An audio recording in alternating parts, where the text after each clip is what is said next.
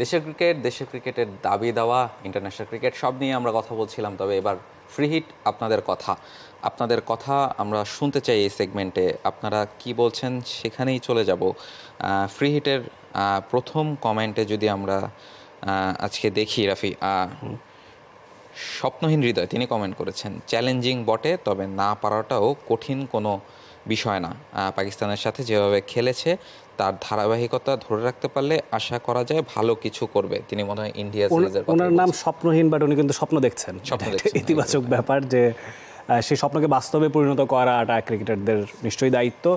আমরা হোপফুল হব। আসলে এটাতে ডাউট করার কিছুই নেই আসলে, যে পাকিস্তানে বাংলাদেশ অ্যাজ এ টিম যেভাবে খেলেছে, ইন্ডিয়াতেও সেই ধারাবাহিকতাটা রাখতে হবে, যে টিমের একজন খারাপ করলে আরেকজনকে হালটা ধরতে হবে, সেটা নিশ্চয়ই জরুরি। এক্স্যাক্টলি।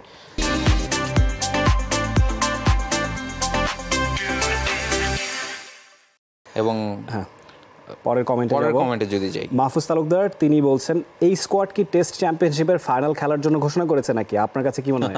অ্যাবসলিউটলি। আমরা শোতেই বলছিলাম যে স্কোয়াডের ধরন দেখে মনে হচ্ছে যে টেস্ট চ্যাম্পিয়নশিপের ফাইনাল বুঝি। বাংলাদেশকে বেশ গুরুত্ব তারা দিচ্ছে, এটা ইতিবাচক। আমরা মনে করি চ্যালেঞ্জ ছোড়া হোক, আমরা চ্যালেঞ্জ নিতে প্রস্তুত আছি। এক্স্যাক্টলি। বাংলাদেশের pace attack, spin attack, batsman সবাই তো আসলে কেপেবল চ্যালেঞ্জ ছুড়ে দেওয়ার জন্য। নিঃসন্দেহে। পরের কমেন্ট রিমন চৌধুরী তিনি কমেন্ট করেছেন, আমাদের বোলিং সাইডটা ঠিক আছে, এখন সমস্যাটা হলো ব্যাটিং নিয়ে। আমাদের ব্যাটিংটা ভালো করতে হবে, ধৈর্য ধরে খেলতে হবে। ভারতের দুর্বল জায়গা হলো তারা ধৈর্য ধরতে পারে না। বাংলাদেশ বিজয়ী হবে বিশ্বাস আছে। এই জায়গাটায় খানিকটা দ্বিমত পোষণ করবো। ভারত ধৈর্য ধরতে পারে না, এটা মনে হয় না ঠিক বলে। কারণ বিনয় সঙ্গে দ্বিমত পোষণ করছি যে টেস্টে one of the best sides in the world right now is India. এ ব্যাপারে কোনো ডাউট নেই। এবং টেস্ট ধৈর্যেরই খেলা। হয়তো বা ইংল্যান্ড সেটা আজকাল একটুখানি অস্বীকার করছে ব্যাসবল খেলে, তবুও মানে ইংল্যান্ডের কি কোয়ালিটি ব্যাটার নেই? জো রুট কি প্রতিদিনই আগ্রাসীভাবে খেলেন, সিচুয়েশন বোঝে তারা বাসবলটা অ্যাপ্লাই করে থাকে। ইন্ডিয়া এখনও সেদিকে যাচ্ছে না। আমার কাছে মনে হয় যে নিঃসন্দেহে ধৈর্য আছে ইন্ডিয়ার, তবে ধৈর্যের সেই পরীক্ষায় বাংলাদেশকে উচিত ইন্ডিয়াকে সারপাস করা। পরের কমেন্ট রবিউল শাফি তিনি কমেন্ট করেছেন, ভারত তাদের সেরা ও শক্তিশালী স্কোয়াড ঘোষণা করেছে, তবে এটা নিয়ে চিন্তিত বা আলোচনা করার মতো কোনো মানেই হয় না। কেননা আমাদের মেন্টালি স্ট্রং থাকতে হবে এবং আত্মবিশ্বাসী হয়ে মাঠে নামতে হবে। অ্যাবসলিউটলি, কোনো ডাউট নেই। আপনি কি বলবেন এই ব্যাপারে, আসলে মেন্টাল স্ট্রেংথের ব্যাপারে? মেন্টাল স্ট্রেংথ তো এই মুহূর্তে আসলে বাংলাদেশের থাকারই কথা, তাই না? আপনি পাকিস্তানের মাটিতে তাদের পূর্ণ শক্তির দলকে 2টা পরপর টেস্ট ম্যাচ হারিয়ে এসেছেন। মানে এটা তো আসলে জোক না, বা এটা আসলে কোনো কোইন্সিডেন্স হতে পারে না। 2টা টি-20 ম্যাচ হলে আপনি হয়তো বা ধরে নিতে পারেন যে সেই দিনটা বাংলাদেশের ছিল। 10টা দিন তো একটা টিমের লাকিলি হতে পারে না। 10টা দিন বাংলাদেশ লাক অবশ্যই একটা ফ্যাক্টর, কিন্তু দিন শেষে মাঠের খেলায় আপনাকে নিজের কৃতিত্ব দেখাতেই হবে। পরের যে কমেন্ট, মোহাম্মদ সাজিদ ইসলাম তিনি বলছেন, এবার বিপিএল আরও জমজমাট হবে, নতুন বিসিবির নতুন উদ্যোগ, সবাই পাবে স্বাধীনতা।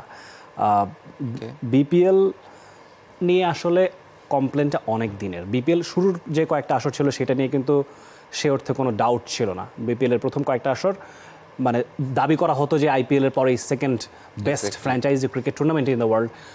সেটা দ্বিমত করার জায়গা ছিল না, কারণ তখন আসলে পিএসএল শুরু হয়নি, বিগ ব্যাশ শুরু হয়নি। পরবর্তীতে প্রেক্ষাপটটা ঘুরে গিয়েছে, পিএসএল অনেক বেশি পপুলার হয়ে গেছে। আমরা দেখেছি তাদের প্রোডাকশনও টপনচ প্রোডাকশন। বিপিএল এই জায়গাটায় মার খেয়ে গিয়েছিল। আমরা এখন হোপফুল হতে পারি যে নিশ্চয়ই নতুন যে কাঠামো তৈরি হচ্ছে সেটাতে বিপিএলটাও আরও ইন্টারেস্টিং হবে। এক্স্যাক্টলি। শুরুতে আপনি যেটা বলছিলেন যে অন্য টুর্নামেন্টগুলো শুরু না হলেও ব্যাপারটা কিন্তু এমন না যে এখন যে কোয়ালিটির বিপিএল হচ্ছে তখন সে কোয়ালিটি, তখন কিন্তু আসলেই বেটার কোয়ালিটির বিপিএল হতো। খেলার কোয়ালিটির দিক থেকে বলেন, বিদেশি প্লেয়ারদের কথা বলেন, ফ্র্যাঞ্চাইজিগুলোর কথা বলেন, কিংবা এই প্রোডাকশনের কথা আপনি যেটা বলছিলেন, সব কিছু মিলিয়ে দর্শকরা খুব বেশি এঙ্গেজ থাকতে পারতেন। সেটা বোধহয় গত কয়েক বছরের বিপিএলে একটু কমে গেছে।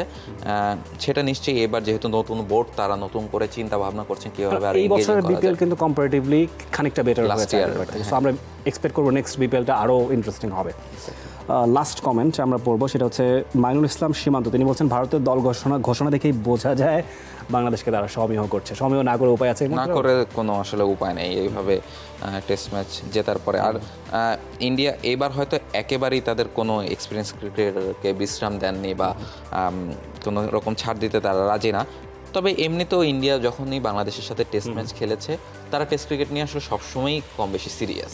তারা আসলে তাদের বেস্ট টিমটাই খেলাতে চায় সবসময়। অ্যাবসলিউটলি, যত বেস্ট টিম খেলাক বাংলাদেশও বেস্ট টিম নিয়ে ইন্ডিয়াতে যাচ্ছে এবং বেস্ট ক্রিকেটটা দুই দলের থেকেই প্রত্যাশিত। তবে আমরা নিশ্চয়ই চাইবো বাংলাদেশ সেই জায়গায় রাজ করুক, এমন প্রত্যাশা রেখে আজকের মতো শেষ করছি cricket show.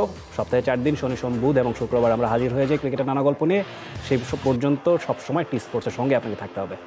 For more updates, subscribe to our YouTube channel and click on the bell icon. Follow us on Facebook and Instagram.